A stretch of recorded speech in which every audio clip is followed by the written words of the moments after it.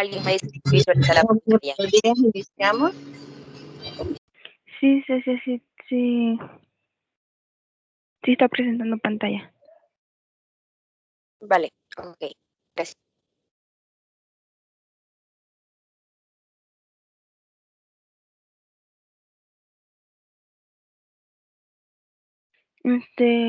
Vamos a dar inicio con la exposición de nuestro grupo. Nosotros somos el grupo número 7, y de profesorado de matemáticas. Los integrantes son Natalie Estefany Guerra López, Eric Fidel Romero Sánchez, mi persona, Karen Eunice Rivas Sánchez, Enrique Alberto López González y Cecia Elizabeth Martínez Castaneda.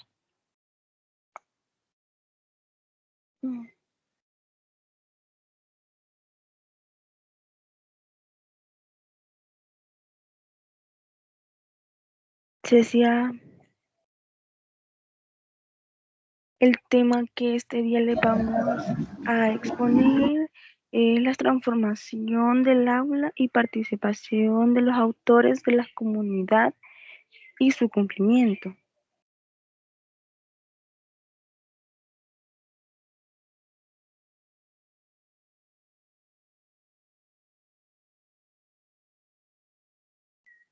Nosotros como estudiantes en sí tenemos una perspectiva de qué es el aula, qué nosotros consideramos nuestra aula de clase. Les voy a leer una pequeña definición. Es el espacio donde se desarrolla el proceso de enseñanza, aprendizaje formal, independientemente del nivel académico o de los conocimientos impartidos de cada uno de ellos. El aula es generalmente un salón de dimensiones variables que debe constar con espacio suficiente para albergar a los sujetos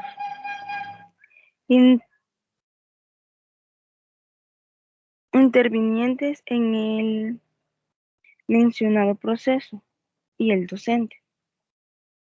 Vale. Ahora en día, debido a la pandemia, nuestra aula de clases se ha convertido en el espacio que nosotros los alumnos podemos darle. Por ejemplo, en mi caso, a veces es mi trabajo, a veces es mi cuarto, la sala de mi casa. En ustedes puede ser igual o pueden cambiar los lugares donde reciban la clase, pero comúnmente tenemos entendido que es un salón donde hay pupitres, donde hay mesas, donde hay escritorio, donde están cierta cantidad de estudiantes, hay un pizarrón, hay un docente enfrente el cual nos está hablando. Llevamos uniforme en caso de la escuela, del instituto. Ya en caso de la universidad, nuestra vestimenta varía, pero siempre consta de cierta cantidad de alumnos, el docente y el pizarrón. Y nuestro instrumento anteriormente es un cuaderno, un lápiz. Ahora a eso se nos suma el teléfono, la computadora, la red Wi-Fi que no puede faltar o los datos móviles. ¿Me pueden cambiar de diapositiva, por favor?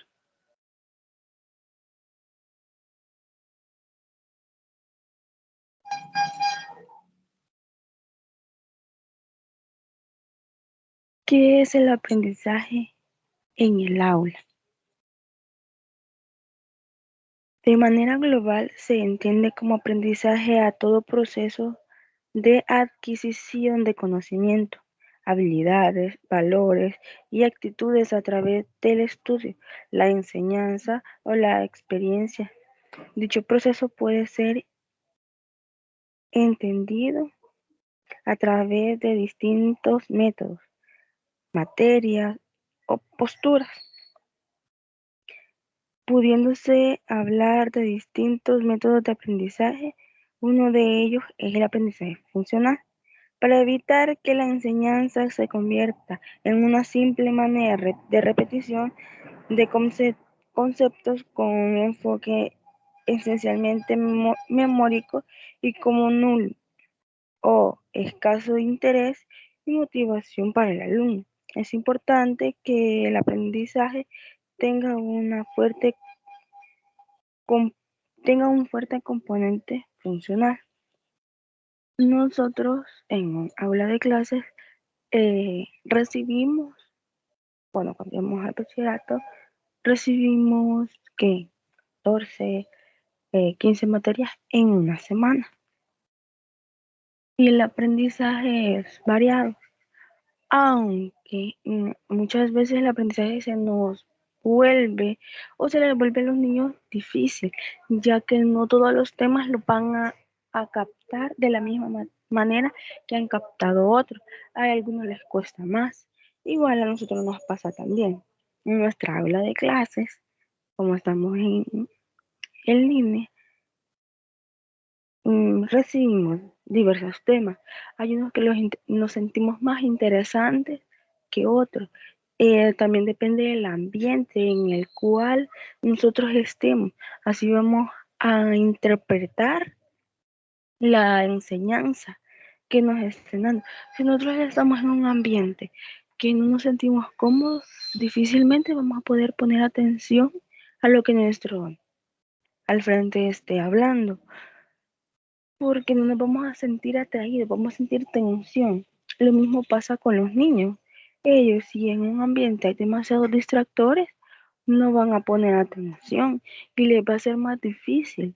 Igual hay ciertos temas los cuales el docente debe reforzar con ciertos alumnos por su capacidad de comprensión, porque no todos somos buenos para ciertas materias. Hay unos que somos buenos para matemáticas, otros para ciencia, otros para lenguaje. Así que el aprendizaje debe ser funcional, que funcione en el aula, que el docente tiene que llegar a todos los alumnos, porque no es lo mismo que nosotros le estemos enseñando a un gatito a trepar a un árbol, a que le vayamos a enseñar a un pez a trepar a un árbol. O volvemos al pez por su capacidad de trepar el árbol. Entonces, el aprendizaje en el aula es variado. A continuación va a seguir hablándoles del tema mi compañera.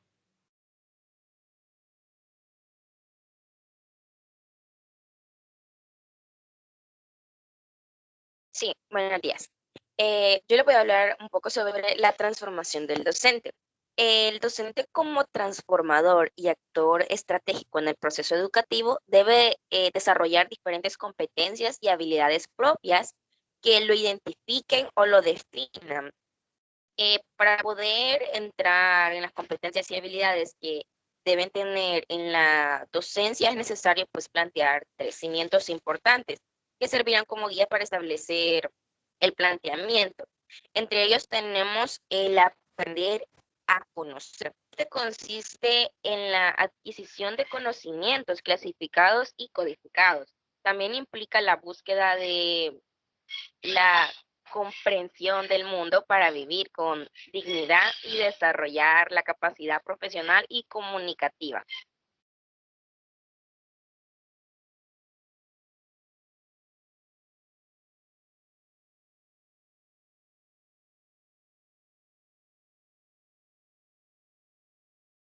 ¿Me escuchan? Sí, se lo escucho. Ok. Como iba diciendo, pues entre las habilidades que debe tener un docente se encuentra también el aprender a aprender, que supone ejercitar la atención y también el lenguaje, la memoria, el pensamiento abstracto y el manejo de los métodos deductivos e inductivos, que son de especial ayuda en los procesos de aprendizaje, así como en la investigación. Otro aspecto importante es el desarrollo del placer por comprender, de conocer y de descubrir. Por esto es que un docente debe estar abierto al conocimiento con lo mejor, con la mejor disposición posible, estando pues al tanto de múltiples manifestaciones culturales, sociales, políticas o científicas. También tenemos el aprender a hacer, perdón. Es un proceso que implica el desarrollo de competencias que muestran los conocimientos adquiridos en el transcurso de de la preparación, perdón, en docencia. Pues así pues es vital el manejo de elementos pedagógicos, curriculares y el dominio de un área de aprendizaje. Además, es necesario su compromiso para el trabajo en equipo, el manejo de grupos o pues el conocimiento del contexto o la capacidad de reflexión frente a la práctica educativa. Y finalmente tenemos el aprender a ser. El docente como promotor del desarrollo humano debe aprender a ser, así que es esencial nombrar ciertas características y competencias personales bien distintivas, pues se destacan al aprender a ser comunicativo, participativo, un tanto curioso, incluso a veces hasta crítico. Tiene que aprender a adaptarse a su ambiente. De igual forma, es vital tener habilidades para solucionar los problemas basados en deducciones lógicas y también tiene que tener un plan de desarrollo a seguir, la capacidad para promover consecuencias, hacer planes y proponerlos. Y también tiene que aprender a cómo ejecutar esos planes. Y pues la labor del transformador, del docente, está sujeta a una gran medida pues de su capacidad para él mismo transformarse.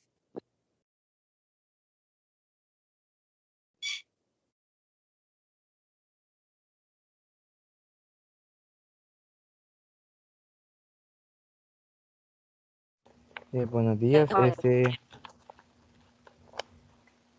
Bueno, en esta ocasión hablaré sobre el rol que juega el alumno en el aula. El alumno ha de cambiar su rol y buscar un rol activo en la construcción de su propio proceso de aprendizaje. Ya no sirve que el alumno se limite a asimilar información, sino que ha de ser crítico, indagador, reflexivo, investigador y creativo. El alumno actual se caracteriza por ser interactivo, espontáneo, inquieto, resuelto, crítico y hábil en el uso de tecnologías y ávido de experiencias y sensaciones nuevas. En el uso de las tecnologías es muy importante, pues hoy en día que estamos en esta nueva modalidad, eh, y también que hay ciertos docentes pues que se les hace difícil poder quizás manejar una computadora o, este, o poder dar las clases así en línea, y es ahí donde el alumno pues tiene que tener un conocimiento muy profundo en las tecnologías y pues también poder ayudarle al docente. Por consiguiente, su rol en el aula ya no es el de un simple espectador, ni el de un simple comprador de un producto vendido por el profesor, sino que al contrario, el estudiante actual genera su propio conocimiento, solo con la ayuda del profesor. Esto relacionándolo productivamente con el cúmulo de información que posee, encauzando estas en pro de su beneficio personal, es decir, creando un aprendizaje significativo para su vida y para su entorno social. En otras palabras, pues es el propio educando quien produce su aprendizaje y quien dirige. En definitiva, el proceso de relación enseñanza-aprendizaje, y es ahí donde el alumno se llena de conocimiento y se cumple la típica frase de el alumno supera al maestro. Pero para que esta frase se cumpla profundamente, pues el alumno tiene que investigar más allá de lo que le dice el docente, para así tener para así ir adquiriendo experiencia y poderse cumplir esto. El docente en el aula actual pues pierde protagonismo, pues ya no es el alumno quien está a su disposición, sino que ahora es él quien está sujeto a los intereses y características de estos nuevos educandos. Sin lugar a duda, pues el alumno es el que encuentra a diario en las aulas un alumno que muchas veces se torna difícil controlar y motivar, un estudiante que en reiteradas ocasiones pues sorprende con información que para los docentes es desconocida. Y es ahí donde el alumno eh, adquiere una experiencia curiosa de lo que está aprendiendo. Un educando que maraville con sus habilidades en el manejo de tecnologías y también un alumno que no se sabe comprender por qué ignoramos la procedencia de sus actitudes, la causa de su comportamiento y el origen de sus intereses. Bueno, y relacionándolo, hoy en día, pues, los alumnos, la verdad es que hay pocos en los que participan en las clases en línea, y es quizás por el temor que hay, quizás a poder ser, a, a poder equivocarse, o que los otros compañeros pues quizás se burlen o algo así. Y es por eso que quizás aquí en línea pues casi pocos alumnos participan cuando el docente les llama. El alumno pues tiene que ser capaz de autodirigirse, autoevaluarse y automonitorearse, tener habilidades de autoaprendizaje que le permitan aprender para toda la vida, saber resolver problemas, ser empático, flexible, creativo y responsable. El alumno refuerza el sentimiento de las responsabilidades individuales y sociales con la colaboración del maestro, que será un auxiliar del libre y espontáneo desarrollo para el alumno. No hay competencia, pero sí cooperación colectiva y superación personal.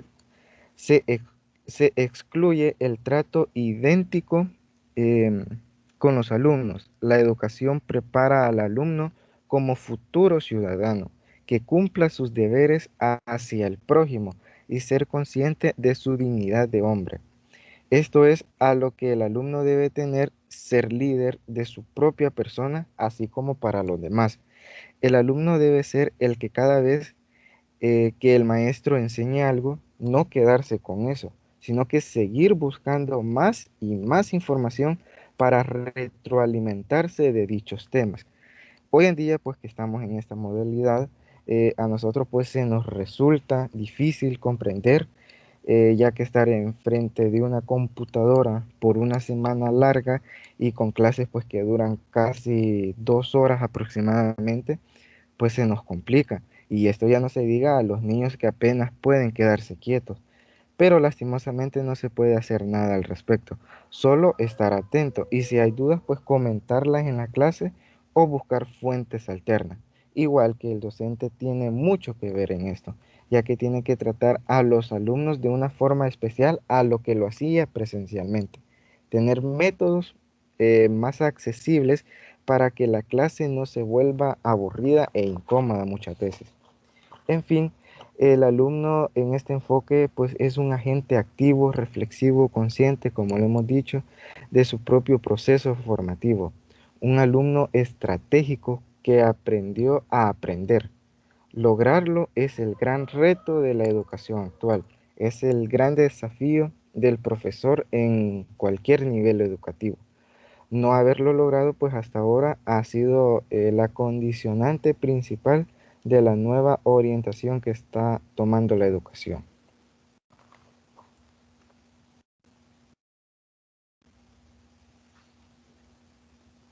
No sé si podría pasar la diapositiva, por favor. Bueno, también hablaré sobre el rol que juega el docente en el aula. El profesor debe actuar con un nuevo rol docente, como un guía o mediador que facilite el aprendizaje a sus alumnos.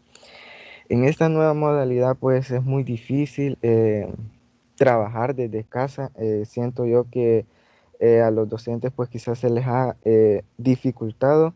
Y bueno, en lo personal, pues tengo una tía que es profesora Y pues ella me comenta que es más difícil quizás trabajar aquí en línea que cuando lo hacían presencialmente, pues tienen que preparar más bien las clases, tienen que estar casi todo el día pegado a una computadora y pues eso, quiera o no, pues afecta a la salud de cualquier humano, pues. También el profesor pues debe promover ejercicios prácticos que permitan a los alumnos aplicar lo aprendido. Eh, es, es eso lo que mencionaba anteriormente. El profesor tiene que tener un cuidado especial con el alumno, tener diversas estrategias para que el alumno pues, y no quede con esa ignorancia de lo que se está dando a conocer. El profesor también debe aportar ayuda pedagógica a los estudiantes. Esto dentro de la clase y fuera de la clase, pues el docente tiene que apoyar al alumno en toda hora y en todo momento, cuando el alumno también lo necesite, claramente. El docente tiene que favorecer un ambiente agradable de trabajo. Y es lo que comentaba, que aquí en línea pues a veces quizás se puede tornar aburrida una clase, pero el docente debe de saber cómo manejar esta situación. Esto también estimula a los alumnos a entrar en diálogo tanto con el maestro como entre ellos y a trabajar colaborativamente. Esto promueve el aprendizaje por medio de preguntas abiertas y anima a los estudiantes a que se pregunten entre ellos. Si los maestros preguntamos a los alumnos para obtener solo una respuesta correcta, entonces los estamos limitando. Cualquier alumno se puede equivocar y es por eso que el docente debe estar ahí para corregirle de una forma sana. Las preguntas complejas e inteligentes retan a los alumnos a indagar más allá de lo aparente, a profundizar, a buscar respuestas novedosas. Los problemas reales casi nunca son unidimensionales y por lo tanto el alumno debe buscar siempre más de una respuesta. Busca que los alumnos elaboren sus respuestas iniciales. Las respuestas iniciales son un motor que estimula a los alumnos a estructurar y reconceptualizar. En, en relación con los derechos humanos, pues los derechos humanos son mucho más que normas. Son también un referente ético que orienta nuestra conducta. Estos son un conjunto de normas, pues, bajo el amparo de las Naciones Unidas o de otras organizaciones internacionales. Particularmente los de igualdad, justicia y verdad. Bajo estos valores establecemos formas de relacionarnos con las demás personas. Los derechos humanos como camino de aprendizaje de normas, valores y ciudadanía. eh, el derecho a una educación de calidad implica la necesidad de orientar los procesos de aprendizaje y todo el entorno y la infraestructura escolar para que los conocimientos, habilidades y destrezas se construyan en el seno de una ciudadanía propicia para el respeto de la dignidad y de los valores superiores de la humanidad, la diversidad, la paz, la solidaridad y la cooperación mutua. La calidad no se reduce a un criterio de eficiencia cuantificable, sino que abarca la profundidad, lo del compromiso humano hacia el presente y el futuro de todas las personas.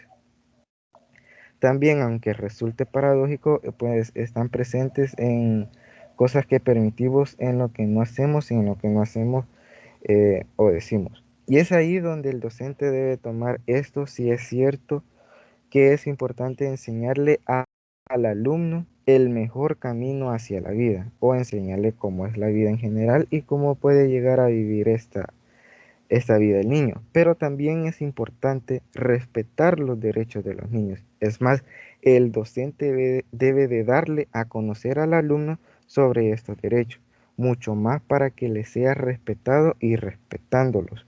Así también el docente debe velar para que el alumno entienda y cumpla sus obligaciones para que así pueda reclamar por sus derechos. El rol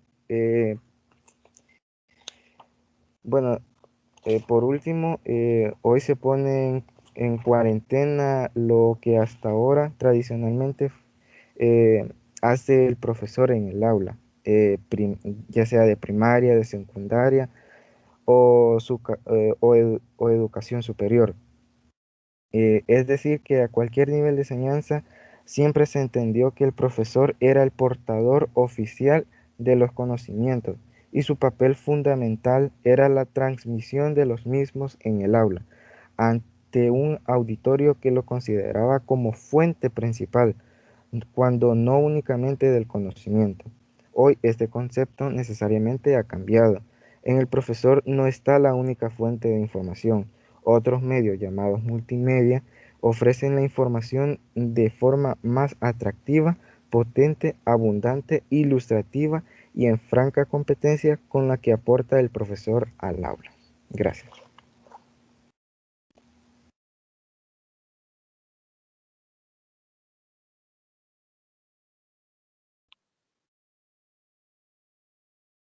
Buenos días. Ahora les voy a hablar acerca de los métodos de aprendizaje.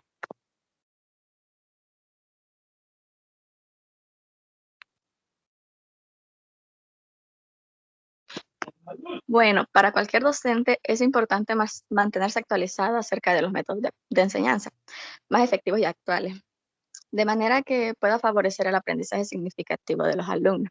Es evidente que los tiempos y las formas en que las personas aprenden han cambiado. Los métodos en los cuales los estudiantes eran sujetos pasivos han quedado atrás y ahora se busca involucrarlos activamente en su propia formación. En este sentido, es preciso que los profesores conozcan diferentes metodologías de trabajo, ya que así pueden diversificar la formación en que enseñan y optar por lo mejor, que se adapten al contexto, características y necesidades de los alumnos. Entonces, ¿qué es un método de aprendizaje? Puede definirse como el conjunto de decisiones acerca de los procedimientos a seguir y los recursos a emplear en las diferentes fases de un plan de acción y que, secuenciados lógicamente, permiten alcanzar los objetivos planteados. Para esto les voy a mostrar 8 métodos diferentes de aprendizaje. El primero es el aprendizaje basado en proyectos, que se trata de un método integrador que plantea la inclusión del alumno en una situación o problemática real que requiere solución o comprobación.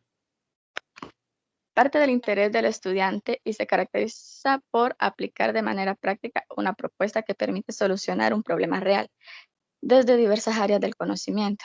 Dicha propuesta está centrada en actividades que conllevan la elaboración de un producto de utilidad social. El método de aprendizaje número 2 es el aula invertida, que se basa en dar la vuelta a la clase, redirigiendo la atención, dándosela a los estudiantes y a su aprendizaje. Por ello, los materiales educativos, como por ejemplo las lecturas o videos, son estudiados por los alumnos en casa y posteriormente se trabajan en el salón de clase. De esta manera se optimiza el tiempo en el aula y se puede atender mejor a los alumnos que requieren más apoyo, así como realizar proyectos colectivos. El método 3 es el aprendizaje basado en problemas. Es una metodología en la cual se investiga, interpreta, argumenta y propone la solución a uno o varios problemas, creando un escenario simulado o de posible solución y analizando las probables consecuencias.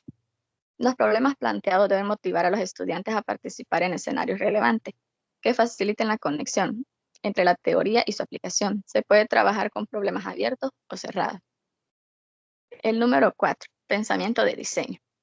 Es un método innovador que ayuda a resolver problemas en las escuelas a partir de soluciones sencillas, adaptadas a los estudiantes y al contexto. Consta de 5 fases que ayudan a conducir el desarrollo, que son el descubrimiento, la interpretación, la ideación, la experimentación y evolución. Cada proceso de diseño empieza abordando un problema específico al cual se denomina desafío de diseño. El desafío debe ser abordable, comprensible y realizable. Número 5. Gamificación. Es la aplicación de las mecánicas de juego en el ámbito educativo, con el fin de estimular y motivar la competencia, la cooperación, la creatividad y los valores que son comunes en todos los juegos. Es bien sabido que esto ya se venía aplicando en las aulas desde tiempos atrás, aunque con el auge de los videojuegos, las aplicaciones, así como de los celulares y las tablets, se han vuelto a retomar como metodología de enseñanza en las escuelas. Número 6. El aprendizaje basado en el pensamiento. Este método se centra en desarrollar las destrezas del pensamiento, es decir, ir más allá de la memorización al trabajo. Los contenidos en el salón de clase. Para alcanzar un pensamiento eficaz, se busca promover que los alumnos analicen, argumenten, relacionen y contextualicen de manera que la información se torne en aprendizaje. Número 7. Aprendizaje cooperativo.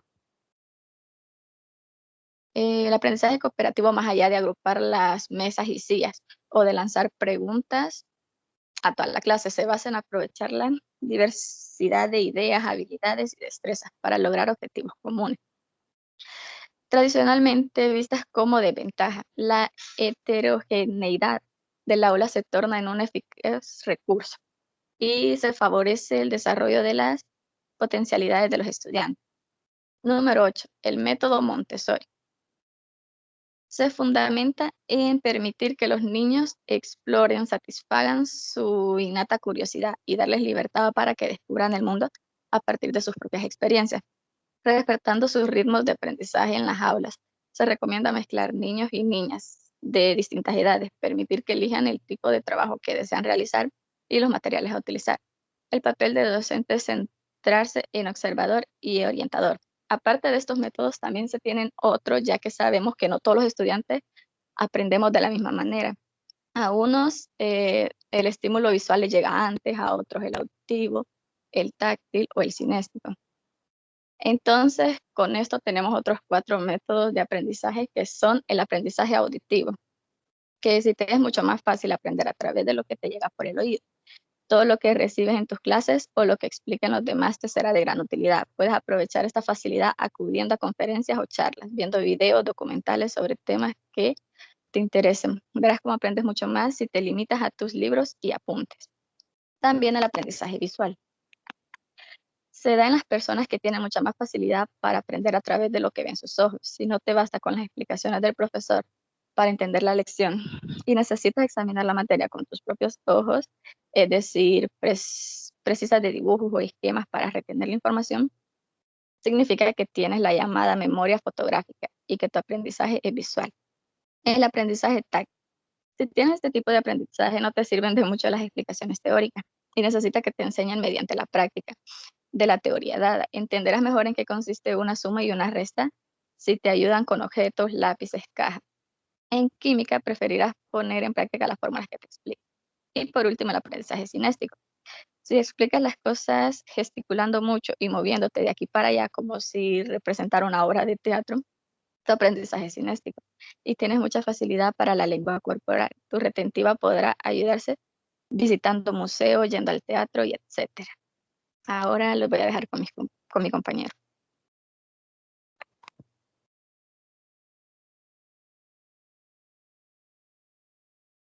Buenos días, compañeros. Continuando con el desarrollo de nuestra exposición, daremos paso a hablar sobre la importancia de la inclusión en el desarrollo de la transformación del aula.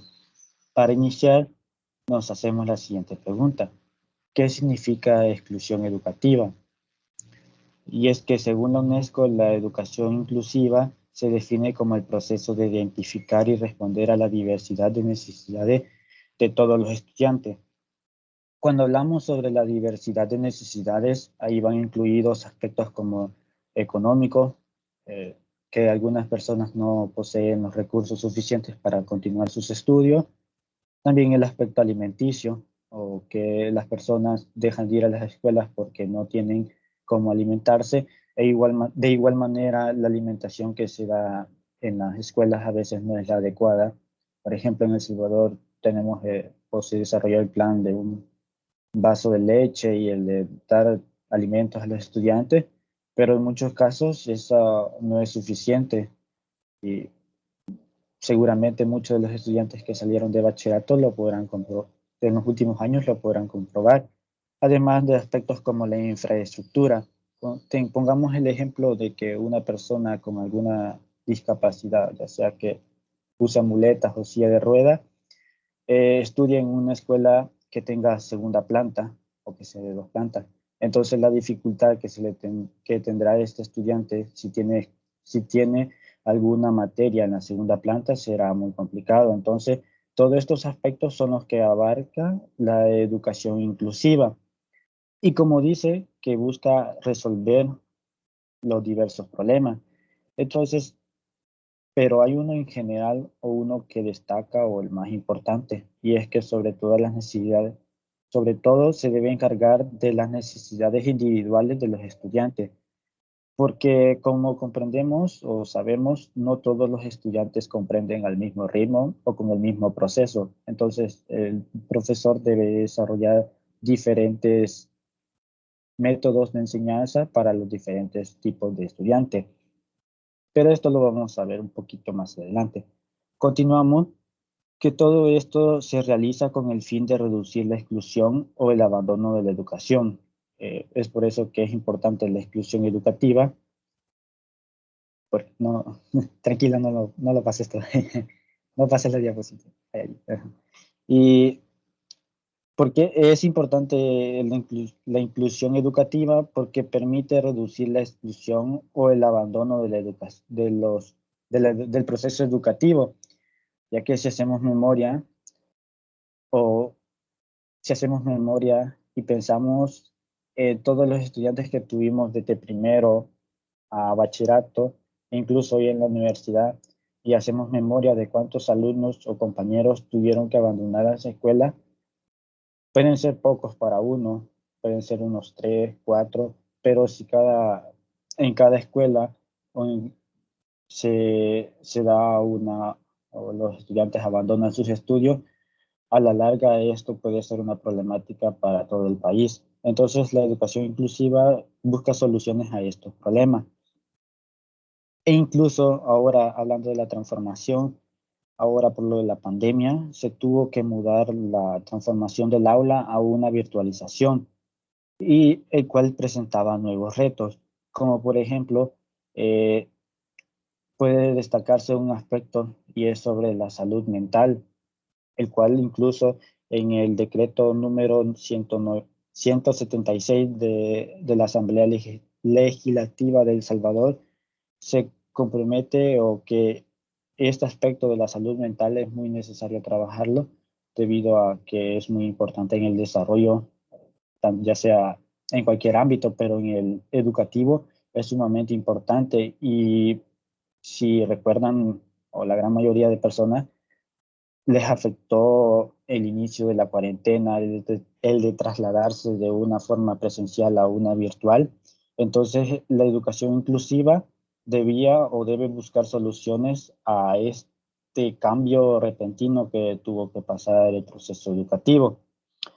Y con esto también hubo mucha desertación escolar en cuando comenzó lo de la cuarentena. Entonces el gobierno tendría y buscó soluciones para poder velar por el derecho a la educación, el cual lo encontramos en el artículo 26.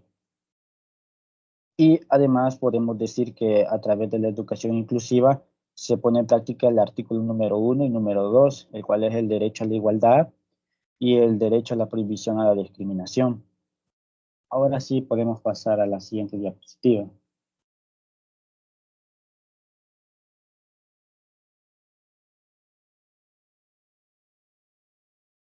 Hola, puedes pasar a la siguiente diapositiva, por favor. Sí, lo que pasa es que se atrasa, pero Bueno, gracias.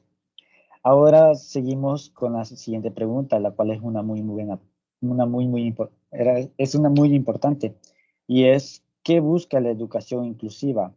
Y como vemos, busca proponer y fortalecer la incorporación y el mantenimiento de los niños y niñas en la escuela para lograr su ingreso oportuno, permanencia, transición y finalización exitosa de sus estudios. Como vemos, la educación inclusiva busca proponer soluciones a las diversas necesidades en el ámbito educativo, además de fortalecerlas, para así lograr una fuerte incorporación y que los estudiantes puedan finalizar con éxito su estudio. Como vemos, también busca, cuando menciona el ingreso oportuno, es de que los estudiantes vayan a una edad considerablemente aceptada al grado que le pertenece respecto a su edad.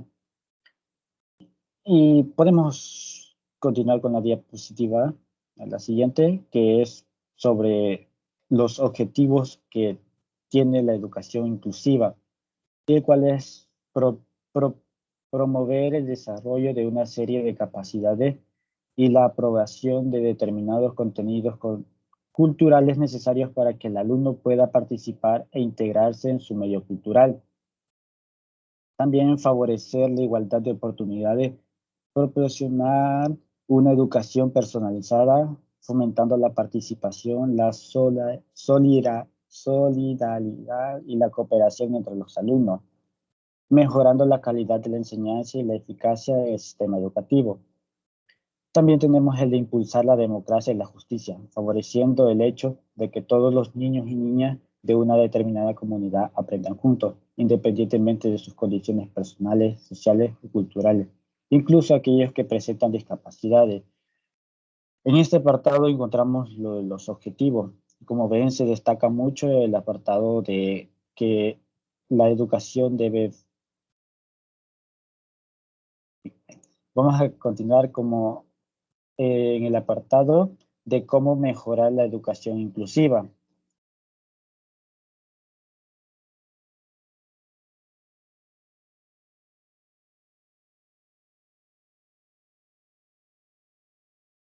Y tenemos las premisas, el de concienciación del equipo docente o el de que el docente o el personal tiene que ser consciente y flexible en la hora del proceso de aprendizaje. Además, este debe conocer el alumnado para que sea capaz de desarrollar procesos de enseñanzas individuales para las diferentes necesidades de los estudiantes, así como la educación debe ser activa, no como en años anteriores o en el pasado de que muchas veces el estudiante solo tenía que ir a copiar de un libro de texto y ahí se iba a la hora de clase, sino que hoy debe ser participativa, dinámica, interactiva y además de expresar ideas diferentes entre los estudiantes.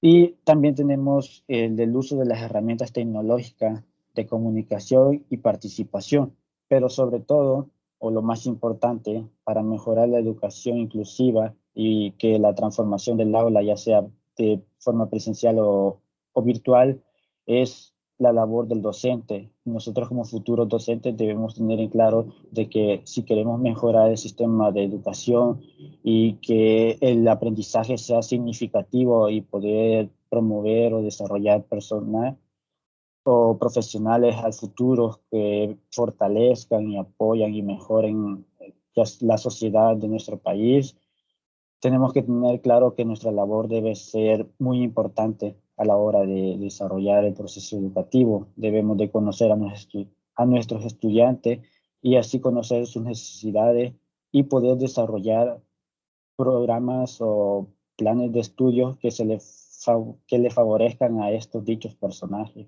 o estudiantes. A continuación, a continuación veremos las conclusiones de nuestro trabajo.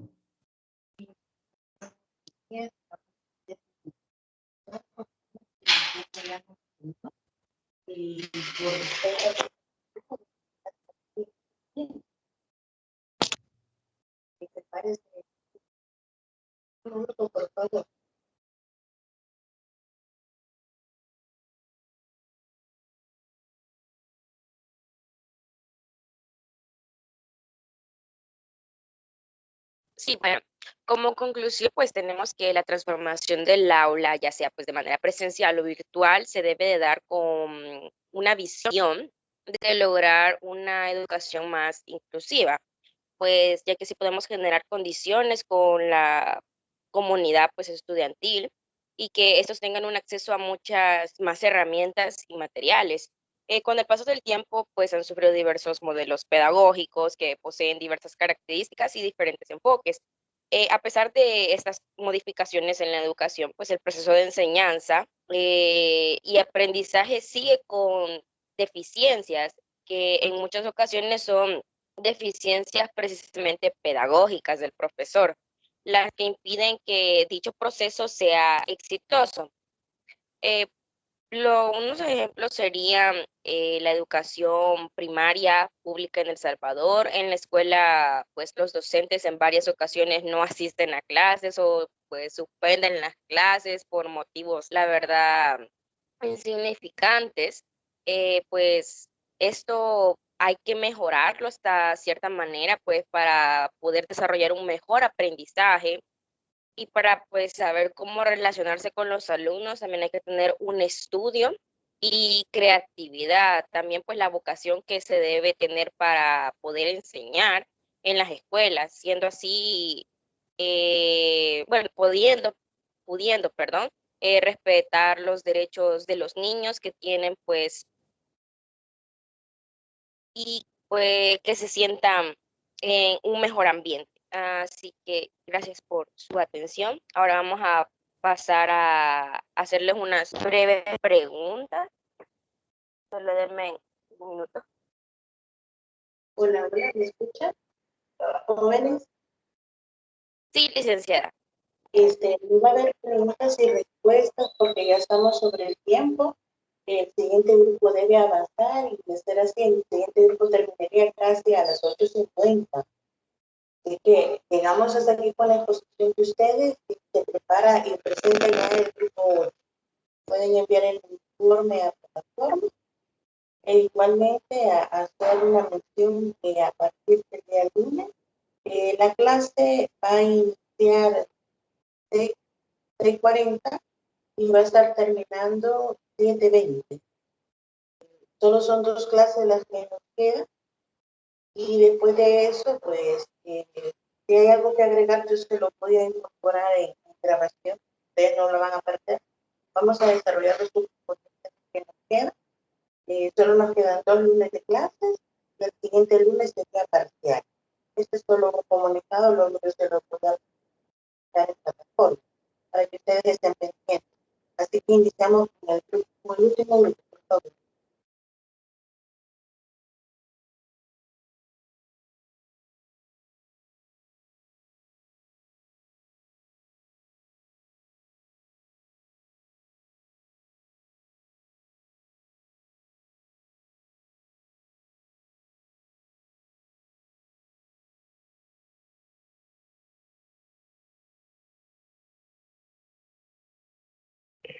Buenos días. Se logra ver la presentación y se me escucha. Sí, se lo van a Bueno, el objetivo principal de la educación es crear personas capaces de hacer cosas nuevas y no simplemente repetir lo que otras generaciones hicieron. Jean Piaget. Tengan todos muy buenos días, licenciada y compañeros presentes. El día de ahora, nuestro equipo número 5 con el tema número 8, los derechos humanos y la educación inclusiva, los cuales los integrantes son Yasmín Ivette Sánchez Cruz, Moisés Alexander Pérez Hernández, Katia Lisset López López, Marlon Steel Pérez Díaz y mi persona, Francisco Miguel Acosta Vallecillo. El día de ahora va a comenzar mi compañero Marlon dando la introducción al tema.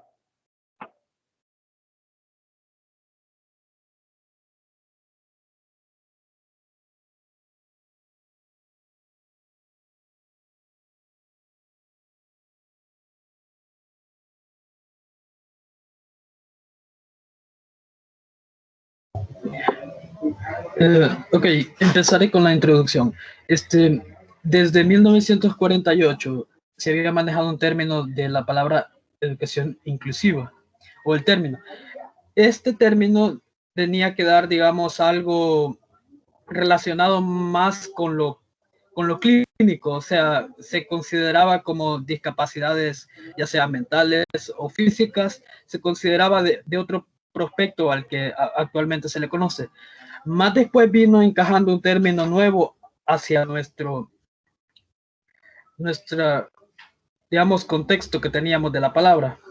Y este término nuevo que vino dijo que teníamos que reaccionar hacia que la educación inclusiva tratara de un tipo de educación inclusiva diferente al que se había planteado en ese momento.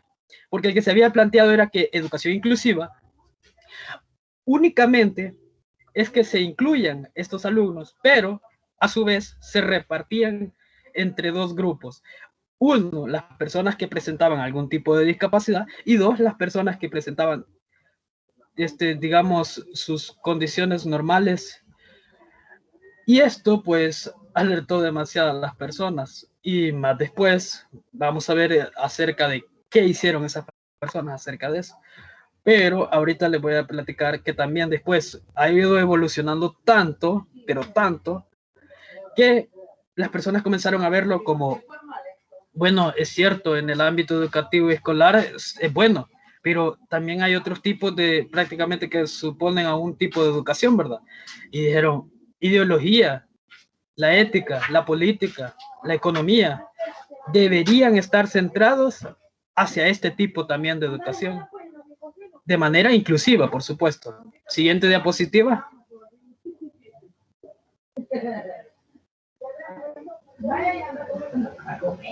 Bueno, aquí es donde vamos a ver lo que les decía. Bueno, son los marcos legales internacionales marcando la educación histórica en la educación inclusiva. Como les decía al principio, esto se manejaba con un sentido clínico que de cierta manera discriminaba a las personas y las apartaba en dos grupos diferentes. Y esto levantó un alce. Bastante número considerable de personas comenzaron a criticar este tipo de acciones. ¿Por qué razón? Porque entonces no sería el mismo tipo de educación el que recibían unos de otros, aunque en cierto punto tenían más o menos un panorama parecido, pero realmente esto lo vieron como, digamos, una forma de decir separar élites de no élites. Solo que en este caso no era una élite económica o poderosa como las conocemos, sino más bien que apartaban aquí a un grupito de personas que tienen problemas y a otro grupito por el otro lado. Entonces, los niños y jóvenes, ¿verdad? E incluso adultos, y llegarían a, digamos, a tener un poco de diferencia sobre la sociedad que en realidad vivimos. Entonces, esto fue ampliamente cuestionado y se logró algunas cosas que ahorita vamos a ver con la siguiente diapositiva.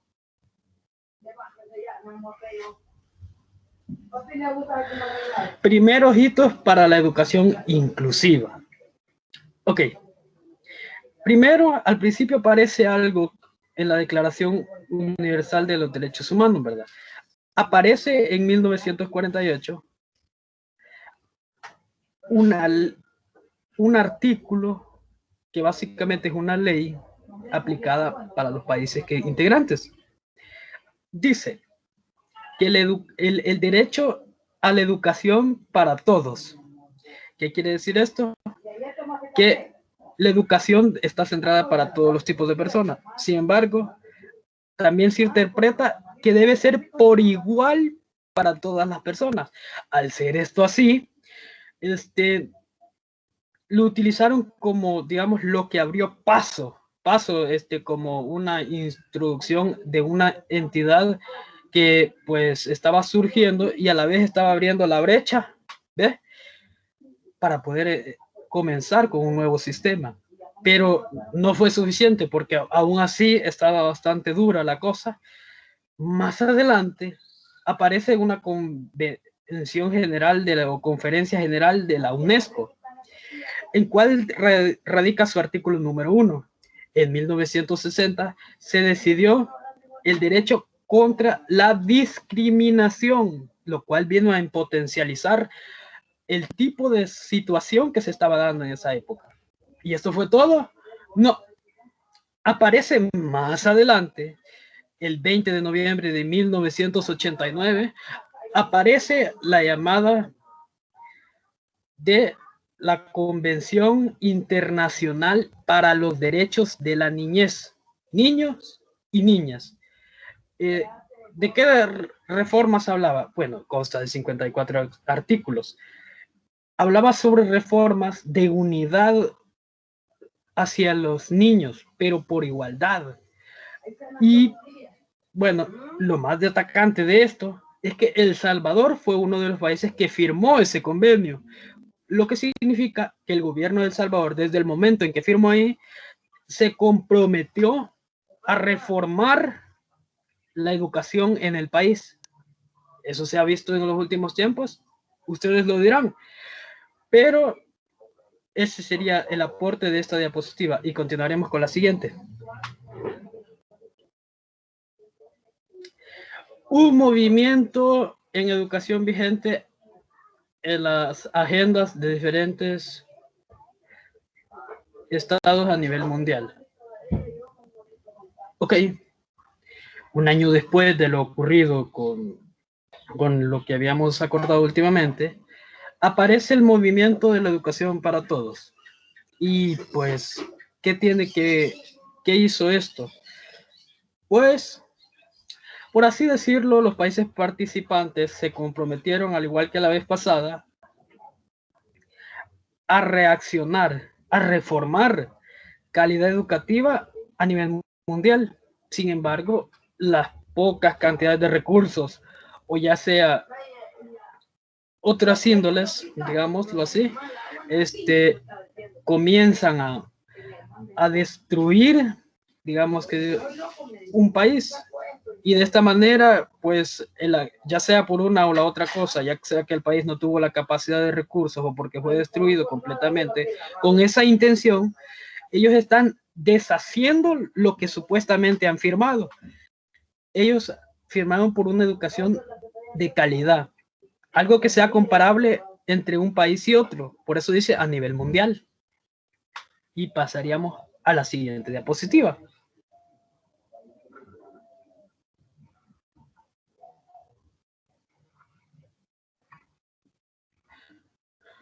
Nuevo siglo, nueva visión, nueva escuela. Dice aquí, en abril del 2000 en Senegal se da marca al Foro Mundial de la Educación para Todos. Este foro aparece en el siguiente siglo y una década después, de cierta manera para dos cositas. Uno, solventar las cosas que hicieron imposibles hasta la fecha los proyectos principales de la nuevo concepto de educación inclusiva y dar respuestas a qué se puede hacer con respecto a ellos. Y se reunieron para discutir algunos temas, 5 concretamente. Uno de ellos era mejorar la atención de la primera infancia, ¿verdad? Al hacer esto, pues los niños aprenden mucho más rápido que las personas adultas. Pues aunque algunos países son vistos como que es un gasto por gusto hacer un parvularia o un prepa, de cierta manera sí ayuda bastante a la evolución del pensamiento de las personas. Y por supuesto en el carácter y comportamiento, que es lo principal de una educación. Luego, después de eso, aparece que los niños y las niñas tengan una capacidad de poder tener una enseñanza gratuita y de calidad, al menos hasta primaria, conocido por nosotros hasta el 9º grado.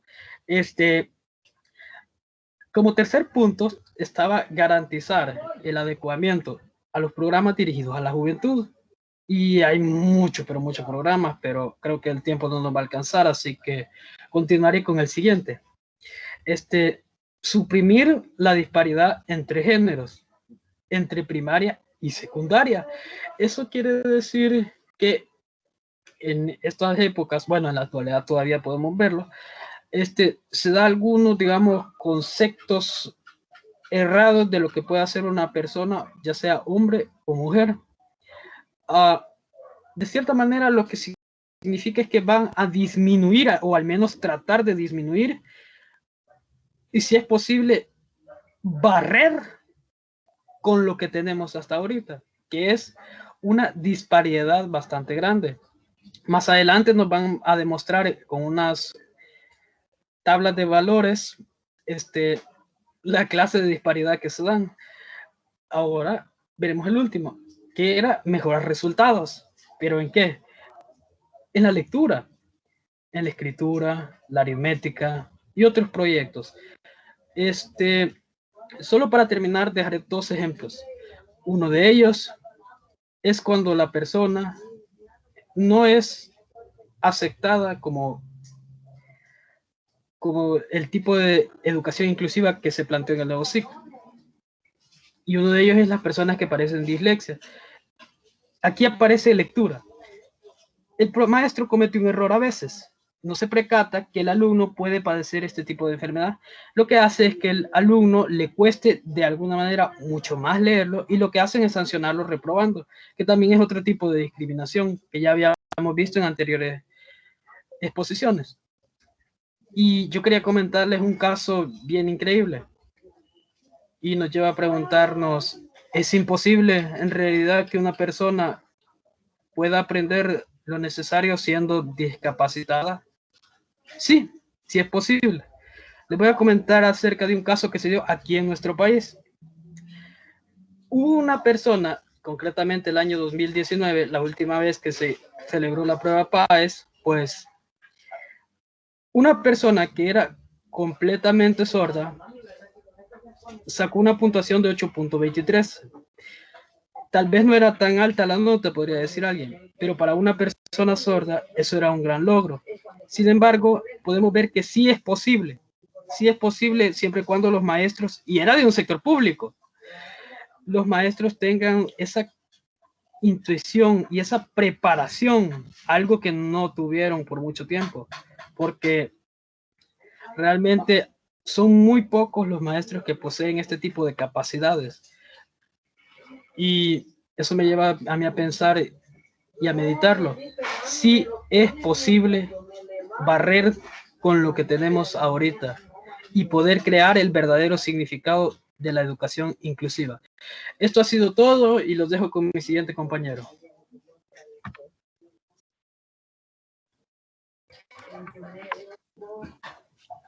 Buenos días, compañeros, licenciada presente. Yo les seguiré hablando sobre El Salvador y su marco legal en busca de la educación inclusiva. En ese apartado se pretende hablar sobre lo que es el análisis de la política sobre la educación inclusiva, en donde podemos destacar que participan diferentes organismos, los cuales son no gubernamentales, en los cuales tenemos presentes los organismos de cooperación, padres, madres, personas con discapacidades, entre otros, donde se logra o se implementa la formulación, el seguimiento y la evaluación de leyes que pretenden que la contextualización de la realidad de muchas familias, que se enfrentan a lo que es a la exclusión en diferentes ámbitos de la sociedad. La política de la educación inclusiva pretende responder a las necesidades de niñas, niños, adolescentes que padecen de diferentes discapacidades o dificultades del estudio, en las cuales podemos destacar las siguientes: no acceden a la escuela, no avanzan como se espera o por el contrario, avanzan demasiado en relación a los demás. También tenemos que, habiendo terminado un grado o nivel, no pueden acceder al próximo. Esto sobre todo por documentos que no presentan, entre otras cosas. También tenemos a la otra que es repiten grado o llegan con sobreedad o abandonan la escuela. Y es ahí donde se da una discriminación al repetir grado uno va creciendo de edad. Y asimismo, los que van a nivel de grado, entonces les hacen bullying, se podrían decir, a los que ya están grandes y tienen sobreedad y están en un grado bajo, y eso no debería ser así. Siguiente diapositiva, por favor.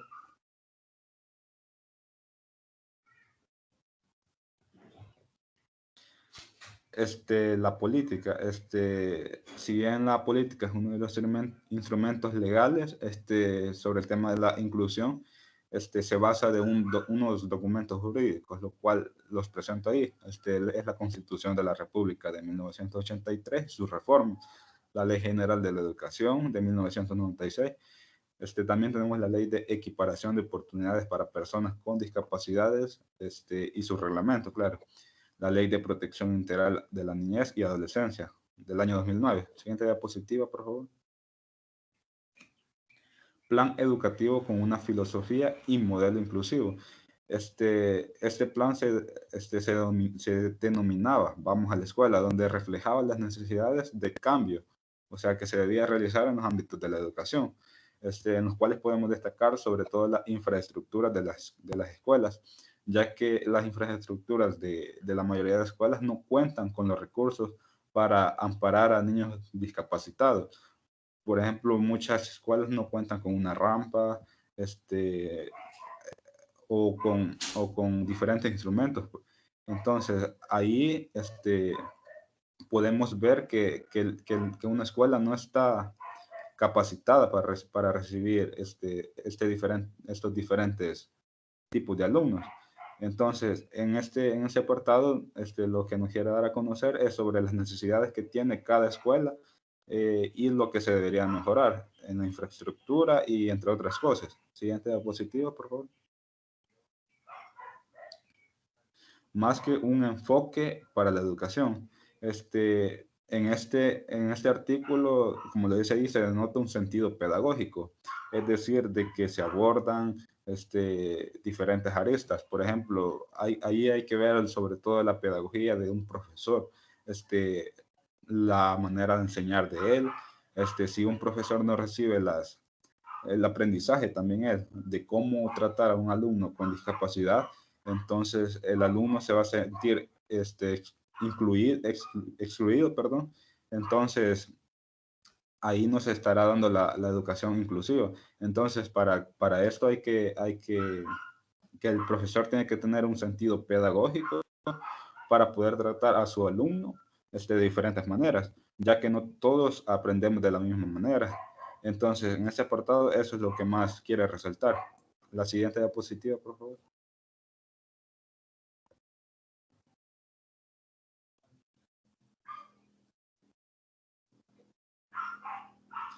Los vectores ideológicos y éticos en el análisis de la educación inclusiva. Hay que considerar que la educación inclusiva tiene un punto de vista ideológico y ético, donde a nivel internacional han generado sus aportes.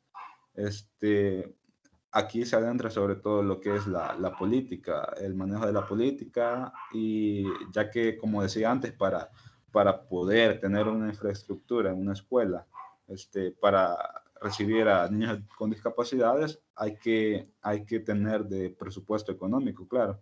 Entonces, para eso es donde se adentra la política, porque la política es donde ayudan, o sea, ven a conveniencia la ayuda a diferentes escuelas. Entonces, pero no hay que dejarnos engañar sobre todo eso, porque una obra no define a una persona tal y cual es. Entonces, esto es lo que quiero resaltar en ese apartado. Siguiente diapositiva, por favor.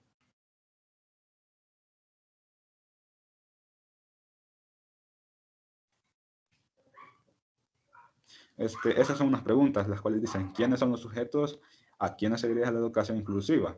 Esa es la primera pregunta.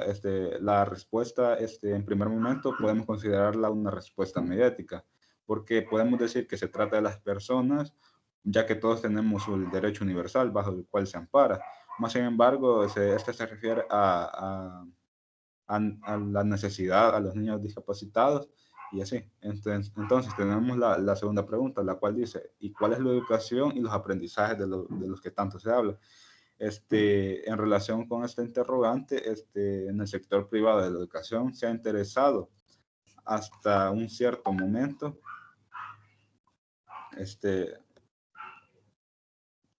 ha interesado hasta un cierto momento la educación, ya que se refleja en la educación privada un mejor, se podría decir, una puntuación más alta de calificaciones a comparación de una escuela pública. Entonces, esta es la interrogante que se da aquí. Esto ha sido todo de mi parte. Sigue mi siguiente compañera. Muchas gracias.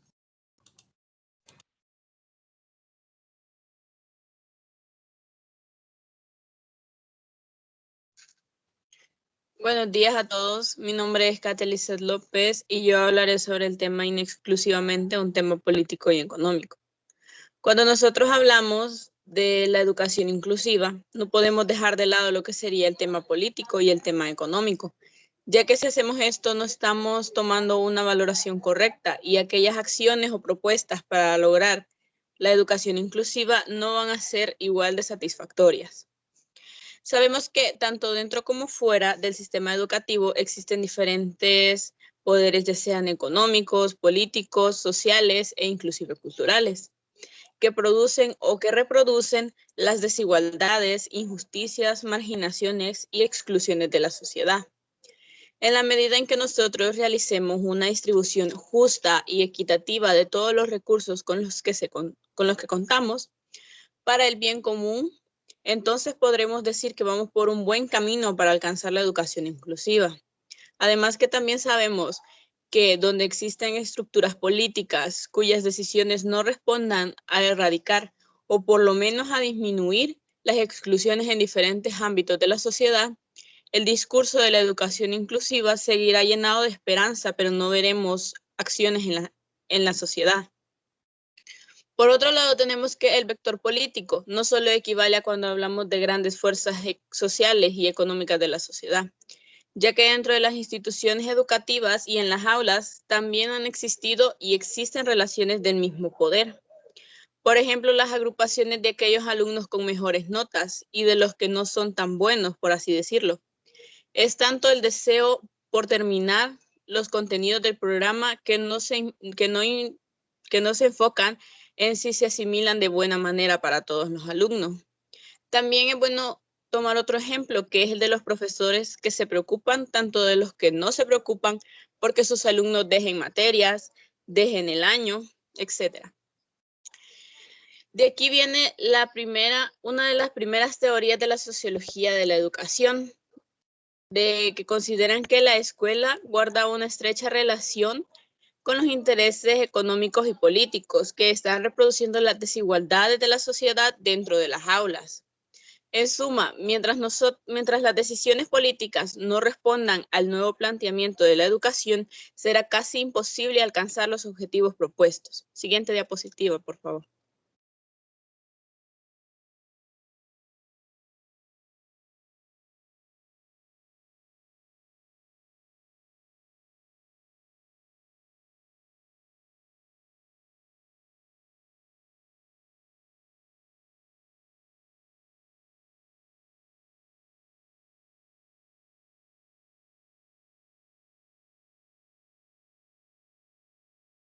Siguiente diapositiva, por favor.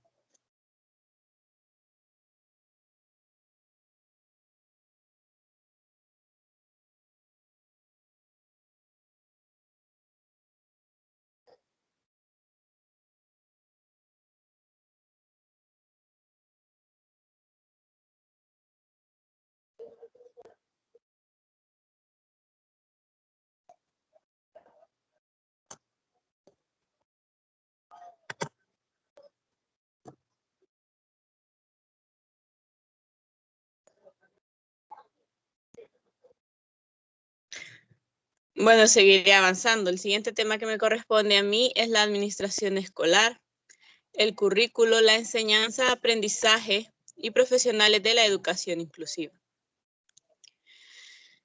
Frecuentemente cuando se nos habla de administración escolar, normalmente lo primero que se nos viene a la mente es el director.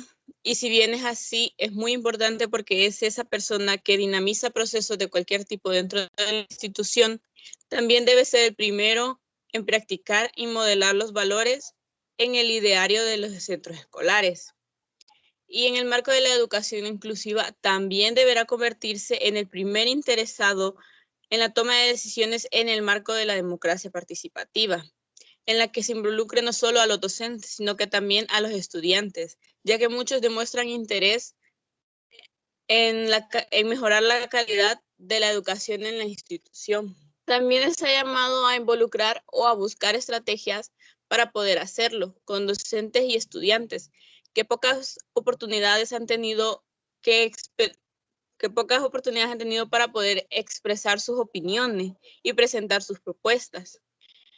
Unido a esto, también es necesario que se debe incluir en la toma de decisiones a las madres, a los padres o a cualquier referente familiar que esté cercano al estudiantado y a todo el resto de actores de la comunidad ampliada que también conocen y forman parte de la realidad interna como externa del centro educativo. Las escuelas, independientemente de su ubicación y características, todas deben responder al conjunto de planes, programas y criterios estipulados en el documento llamado currículo.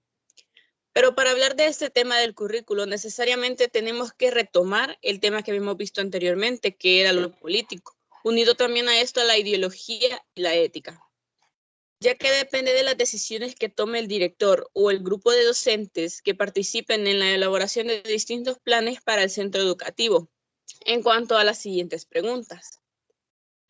¿Para qué se debe enseñar? ¿Qué enseñar? ¿Cómo enseñar? ¿Cuándo enseñar? ¿Con qué enseñar? ¿Y quiénes participan en el proceso de enseñanza-aprendizaje? Una de las primeras decisiones que debe ser abordada para superar el problema de la exclusión en todas las instituciones debe ser el superar a la pedagogía de la pobreza y reemplazarla por una pedagogía en donde la calidad intelectual de los contenidos, el cultivo del pensamiento, la conexión con la vida y otros puntos fuertes, y de esta manera mejorar la calidad de la educación. Siguiente diapositiva. Comunidad educativa y el tejido social, más que complementos para la educación inclusiva. Garantizar los objetivos de la educación inclusiva y desarrollar acciones que favorezcan la sostenibilidad de la misma no solo es responsabilidad de los docentes o de la escuela. Nosotros como actores o también como instituciones sociales están llamados a atender el proceso que garantiza la reproducción de la cultura de la sociedad. Así también las familias, las comunidades y las sociedades en general deben preguntarse, ¿cuál debe ser el aporte concreto para garantizar que el perfil final sea el deseado? O también deben preguntarse, ¿qué tipo de ciudadanos necesita para un futuro y medio-largo plazo? Y la escuela, junto a todas las personas involucradas, deben gestionar, crear y sobre todo ejecutar una tarea tan grande y no solo como una institución aislada. Continúa mi compañera.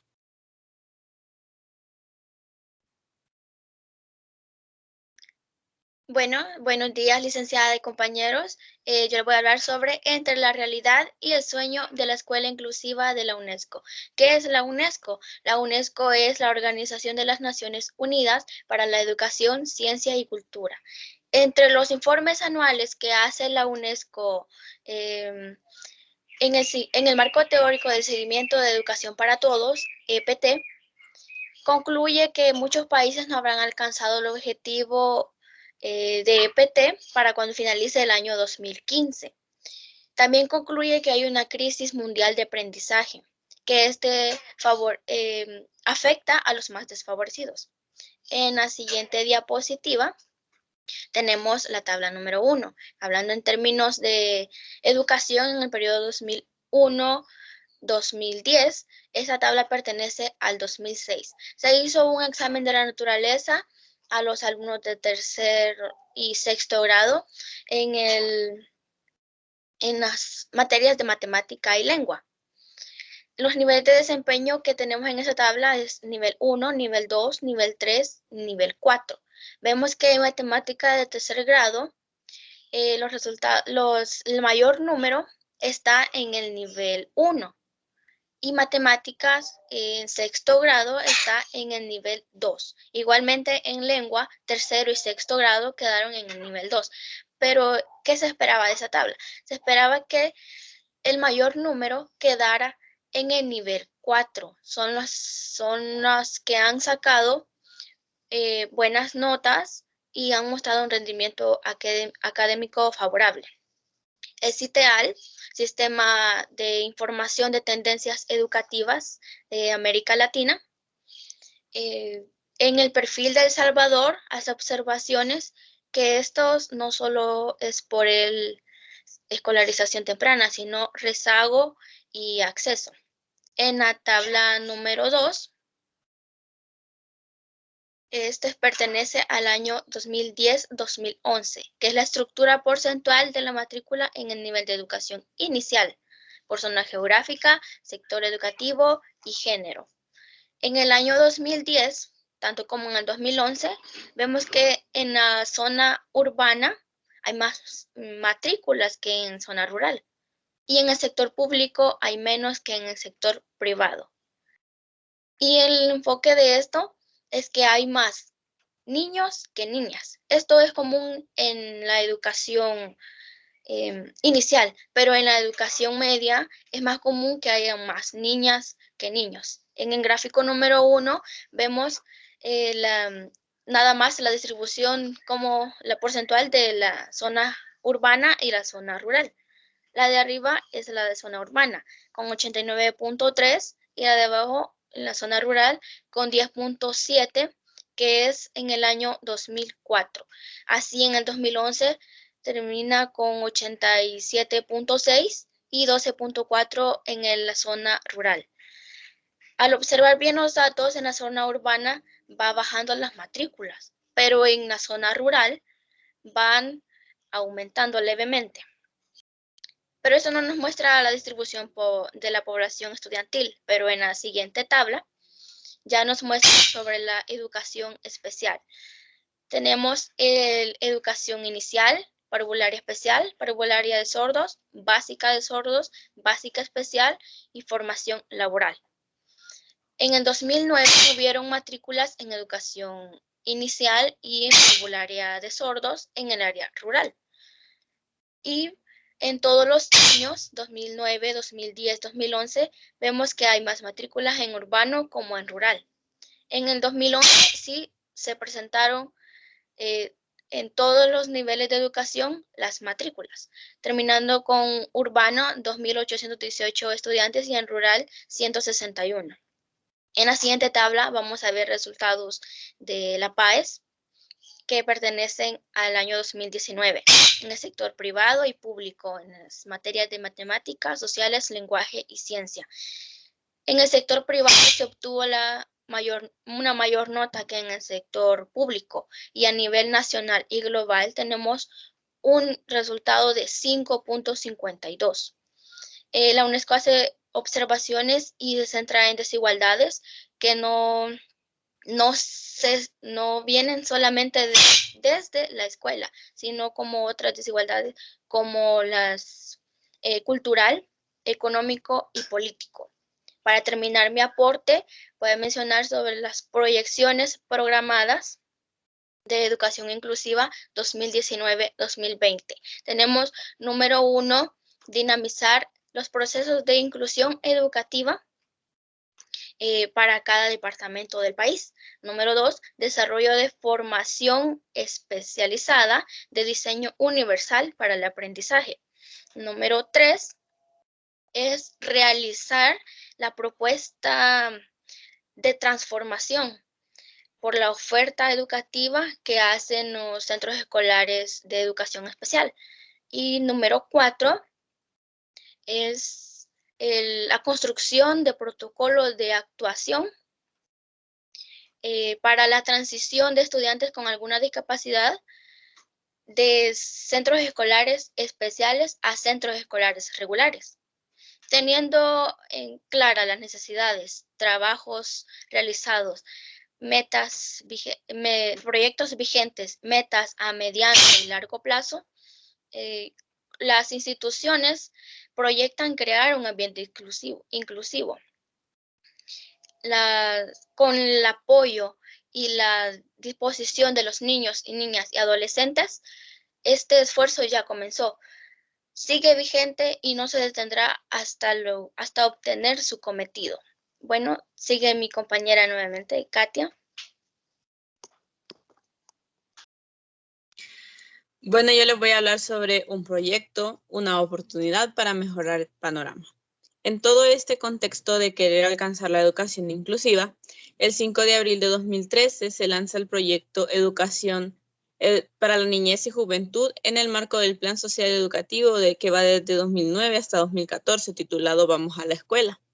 y en apoyo a la implementación del modelo de escuela inclusiva de tiempo pleno del Ministerio de Educación. Este proyecto, como muchas otras iniciativas encaminadas a mejorar el panorama de la inclusividad, es una inversión realizada por el gobierno de Estados Unidos con un monto total de $25 millones a ser ejecutados en el periodo que va desde 2013 a 2018. Entonces, el objetivo principal que persigue es incrementar el acceso equitativo a la educación por parte tanto de los niños como de los jóvenes que viven en zonas de alto índice delincuencial, siendo algunos de sus principales resultados el apoyo para el establecimiento de ambientes seguros del aprendizaje, mejorando la calidad de la educación del estudiantado de tercer ciclo en 750 instituciones educativas, para optimizar de esta manera los resultados del aprendizaje e incrementar la finalización de noveno grado. Con este proyecto se beneficiaron alrededor de 100.000 estudiantes.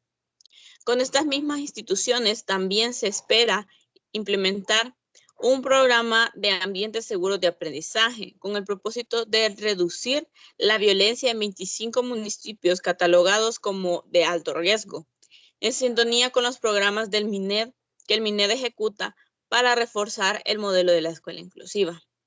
Todas las instituciones que participan en el proyecto mencionado trabajan en conjunto para lograr que el sueño de la educación inclusiva también se vuelva realidad, fortaleciendo capacidades en las personas que dinamizan la educación en las escuelas para que puedan replicar o multiplicar posteriormente a más personas que quieran hacer de este un país un mejor lugar para convivir con los demás.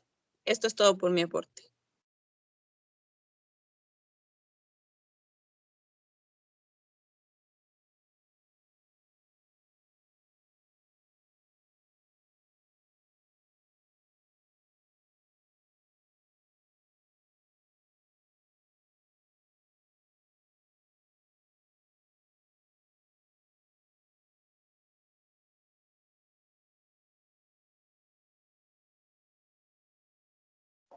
Tengan muy buenos días, mi nombre es Francisco Miguel Acosta Vallecillas y hoy les voy a hablar sobre las valoraciones para iniciar o continuar con la discusión. Bueno, hasta la fecha se han generado lo que es iniciativas importantes, ya sea con o sin cooperación internacional, para formular respuesta al fenómeno de la exclusión social y educativa. La preocupación de organismos como la UNESCO es comprensible al observar las estadísticas en el ámbito educativo y observar que los aprendizajes de la niñez y la adolescencia no estén respondiendo a las exigencias al contexto y sobre todo no responden a su forma de aprender. A pesar de la inasistencia de estos organismos internacionales por sistematizar la realidad a la que se enfrentan las personas con discapacidad, fue hasta la fecha del 1 de diciembre de 2014 donde la ex ministra de Trabajo y Prevención Social, la licenciada Sandra Libel Guevara Pérez, en el marco del lanzamiento del Observatorio del Mercado Laboral, presenta el primer estudio sobre la incorporación de las personas con discapacidad en el mercado laboral. Con el objetivo de este observatorio es de llamar la atención y movilizar apoyos para aspectos claves y relativos a la inclusión de personas con discapacidad en la sociedad y en el mercado laboral. Según el documento que fue publicado en el año 2015, la población total de personas con discapacidad en el país era de 235.302 personas, que hacía un total de 111.754 mujeres y 123.548 hombres. Pero nosotros, al hablar de inclusión y cómo tratar de mejorarlo, estaríamos en un grave error en decir que este problema estaría solventado en un par de meses o años. Sería algo irresponsable de nosotros como ciudadanos. O de la tabla de ranking de personas de países con exclusión educativa, bajar de posiciones tampoco sería otro grave error de decir que ya solventamos el problema. Pues toda desigualdad que se percibe en este momento no es más que una reproducción en la que todos hemos abierto pasos en ámbitos culturales, económicos, sociales, políticos y escolares, lo cual equivale a pensar que puede solventarse. pero estas soluciones deben iniciar con cambios de paradigmas, que todos nosotros debemos estar involucrados y que debemos de reproducir. A continuación se presentan lo que pueden ver algunas recomendaciones. La primera recomendación puede ser como un primer paso a la educación integral para la primera infancia. Al garantizar el acceso, cobertura y calidad en el nivel educativo inicial de las poblaciones poco favorecidas, se va a ir mejorando el retorno económico y social a futuro. Este podría ser un buen inicio para garantizar la equidad en la educación, pues cerraría la brecha no solo en el acceso a la educación en primera infancia, sino también en los procesos de estimulación temprana, que hasta la fecha han estado reservados solo para personas con poder adquisitivo o personas que viven en zonas urbanas. Una de estas soluciones para garantizar puede ser la inversión de una infraestructura adecuada, como lo mencionaban compañeros anteriormente. En la inversión de infraestructura para personas con discapacidad que puedan subir a un segundo piso o entrar a la institución sin necesidad de que ellos corran un riesgo. También creación de políticas y formación de un recurso humano idóneo, por lo que se ha pensado y por lo que hay diseño de carreras de profesionales que tengan esa competencia idónea para tratar con el tipo de persona y atender una atención integral. Y esta educación inicial, iniciarla ya con niños de la edad de 3 años. Como segunda solución tenemos la diversificación y vinculación del currículum de permanencia en el nivel primario y la permanencia en el nivel secundario. Hoy en nuestra realidad el hecho de que el joven finalice sus estudios de educación media, es decir, sus estudios de bachillerato, podría significarle que este joven caiga en la pobreza, o mejor aún, que la supere, puesto que cuenta con las competencias básicas para incursionar en el ámbito socioproductivo de la sociedad en las cuales se desenvuelve.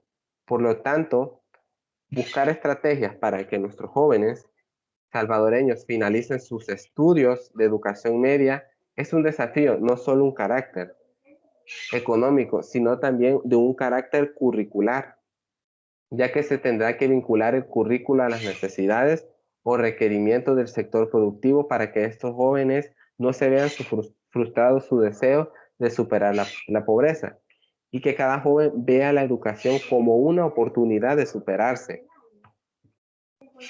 y mejorar sus condiciones de vida. Pero para llegar a un nivel de tercer ciclo habrá que, por decir así, garantizar la permanencia del estudiantado en el nivel de primer y segundo ciclo. Y el desafío mayor no solo permanecer en la escuela, sino que los aprendizajes a los que los estudiantes tengan acceso sean de calidad. Y también podemos hablar de una formación docente y el mejoramiento de sus condiciones laborales. Al fortalecer las capacidades en docente, es sin duda uno de los principales temas que deben agendarse y sobre todo revisarse, puesto que este proceso va dirigido en primer término a la superación de paradigmas, en donde un docente solo enseña a quien quiere aprender, y no hay práctica más excluyente que invisibilizar a estudiantes, ya puede ser por contexto socioeconómico y comportamientos inadecuados o inaceptables en el aula o en la escuela.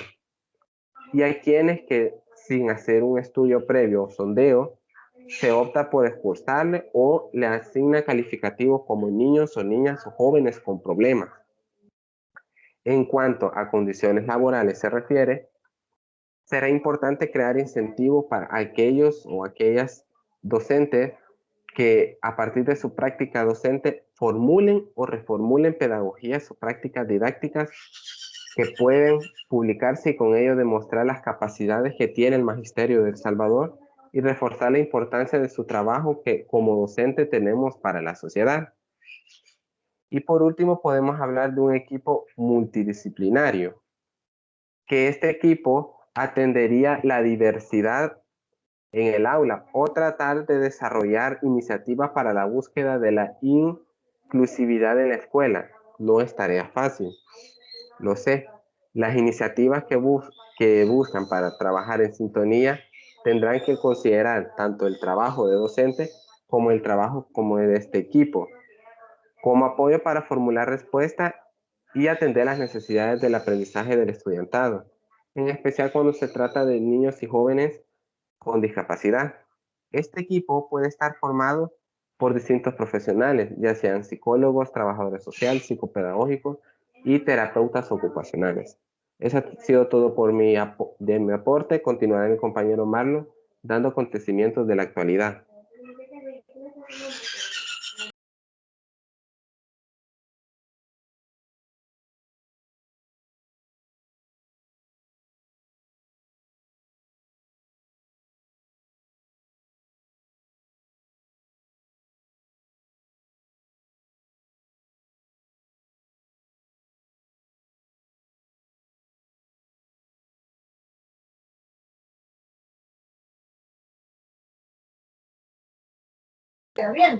Mamá.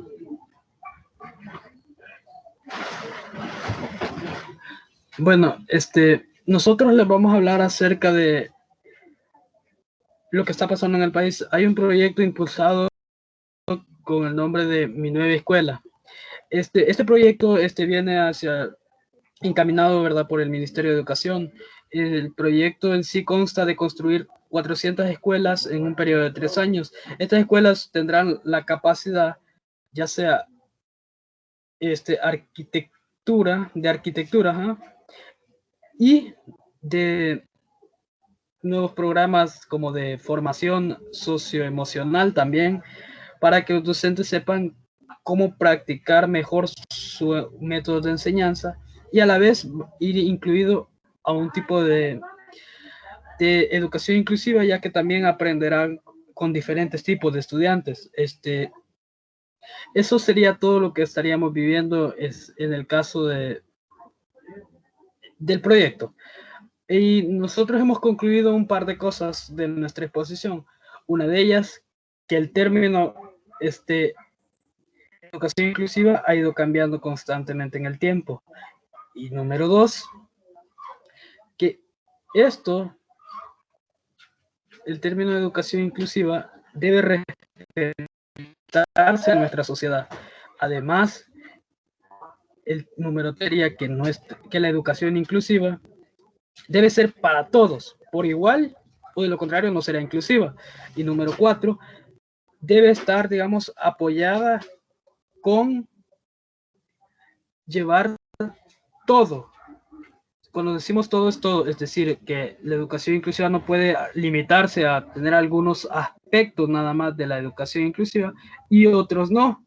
Por lo tanto, la educación inclusiva únicamente debe llevar completo su estructura y no limitarse a lo que, digamos, lo que se tenga. Aunque considerablemente ya hemos llegado en la actualidad a un parámetro cercano a lo que sería la verdadera educación inclusiva. Y eso ha sido todo. Gracias, seguimos con la compañero. sesión de preguntas. Gracias, compañero Marlon, y esta ha sido toda nuestra exposición del día de ahora. A continuación con las preguntas y respuestas, la cual la dinámica va a ser es que nosotros preguntaremos a X compañeros y ellos les vamos a decir las preguntas y les vamos a dar las opciones para que ustedes contesten. Comenzaría mi compañero Moisés.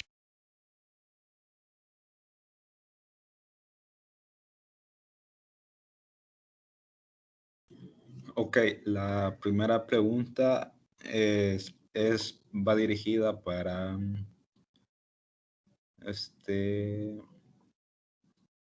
para Rocío Herrera, y la cual es: ¿en qué se enfoca la educación inclusiva? Tenemos como respuesta como literal A, en garantizar una escuela más tolerante. En literal B, en construir sistemas educativos más inclusivos. Y literal C, A y B son correctas.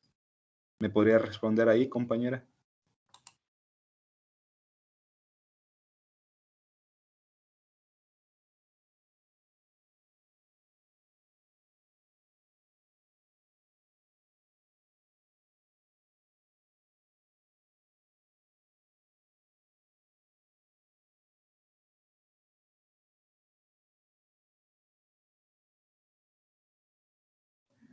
La literal B no era la A y B son correctas, ya que ambas se enfocan en garantizar como dicen, una escuela más tolerante, y en la B en sistemas educativos más inclusivos.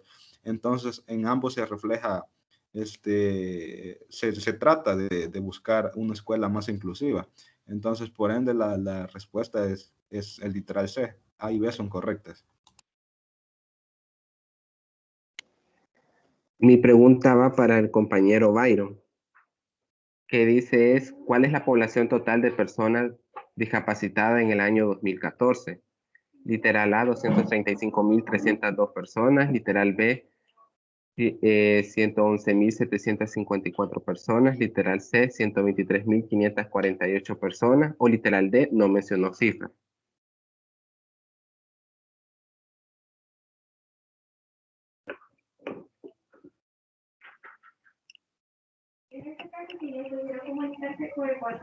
Byron.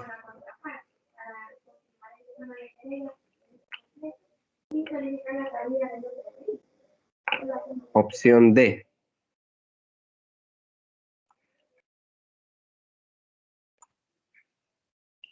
Pues la respuesta es incorrecta, ya que se mencionó la cifra que la dio la ex ministra de Trabajo y Prevención Social en el observatorio en el observatorio del mercado laboral, donde representó su primer estudio, que es la incorporación de las personas con discapacidad en el mercado laboral, y dio la cifra que era de 235.302 personas, así que era literal A.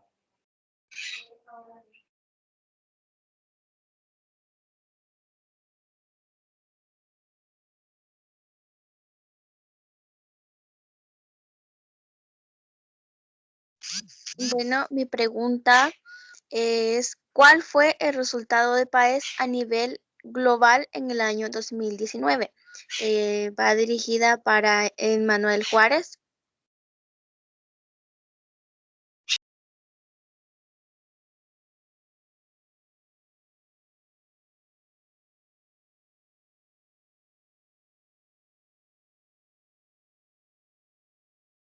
Compañero, no sé si me podría ayudar a responder.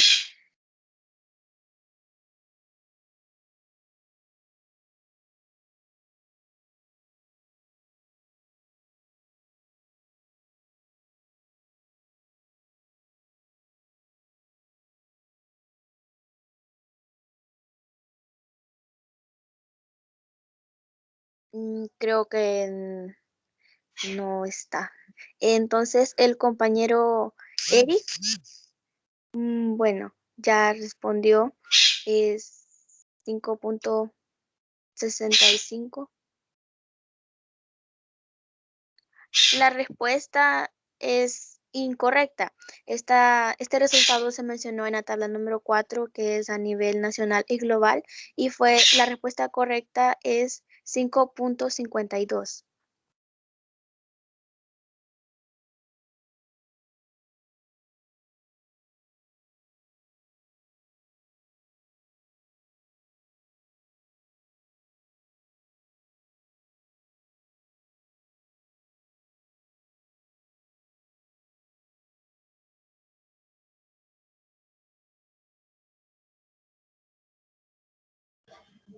Muy bien, es mi turno de decir mi pregunta. La pregunta es, ¿por qué fue cuestionada la primera interpretación de la educación inclusiva? Es una pregunta dirigida a cualquier persona del público, la verdad. ¿Alguien podría ayudarme? Fíjense que ya no recuerdo. Lo acabo de decir, pero ya se me olvidó. ¿Me podría ayudar alguien?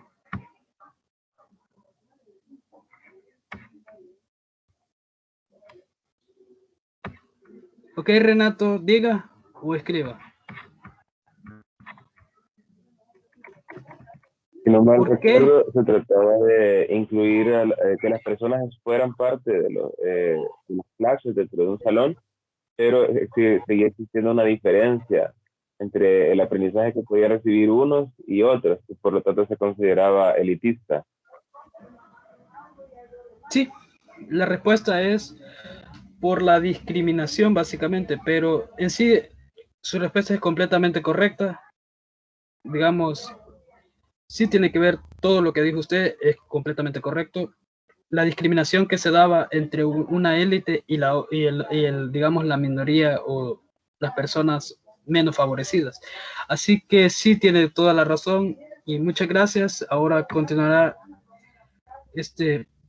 la siguiente pregunta.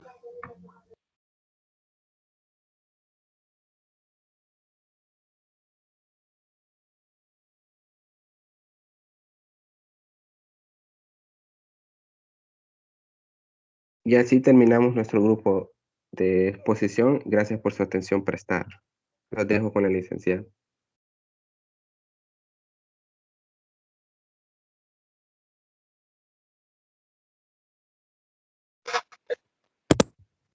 Jóvenes, así se está culminando la parte de las exposiciones. Agradezco a cada uno de los equipos. Posteriormente estaré enviando las respectivas indicaciones. Que pasen feliz día. Feliz día. Feliz día. Feliz día. Gracias, feliz día. Gracias, feliz día.